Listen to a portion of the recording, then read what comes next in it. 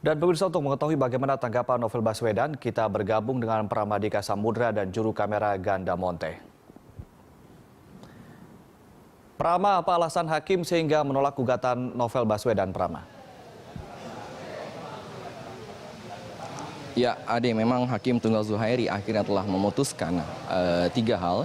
Ya, untuk yang pertama adalah menolak secara keseluruhan pra peradilan yang dimohonkan oleh pemohon Novel Baswedan, dan juga memutuskan bahwa penangkapan dan penahanan dilakukan oleh pihak kepolisian sah dan menurut hukum dan sesuai dengan prosedur yang berlaku.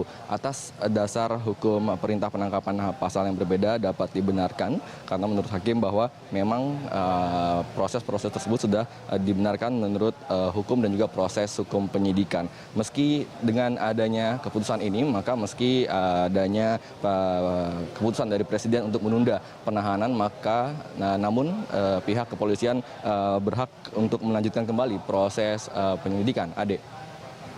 Baik, Prama, bagaimana tanggapan pihak Novel Baswedan sendiri terkait hal tersebut?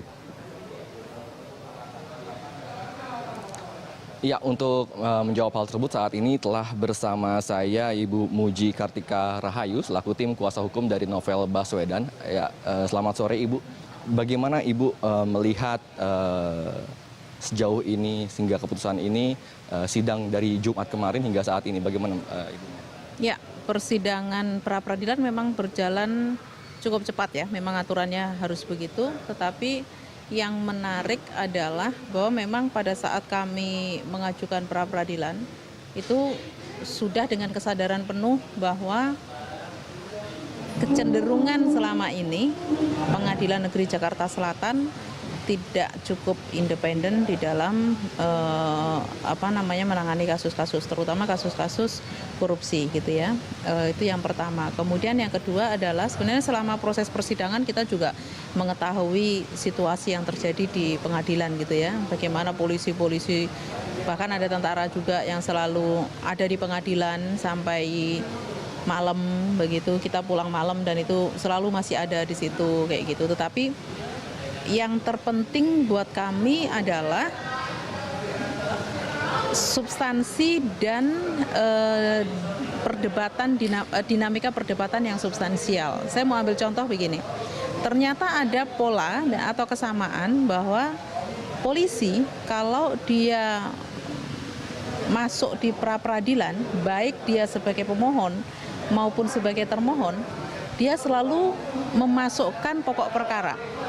Dalam konteks ini contohnya gitu ya, dalam kasusnya si Novel ini sama, dia sebagai polisi sebagai termohon, dia membawa seluruh dokumen-dokumen dan barang bukti yang berkaitan dengan pokok perkara, BAP saksi, kemudian pistol, kemudian proyektil, semuanya dibawa. Tapi Ibu, ini kan seluruhannya ditolak ini. Apakah nanti akan ada langkah hukum selanjutnya untuk persidangan ini? Ya.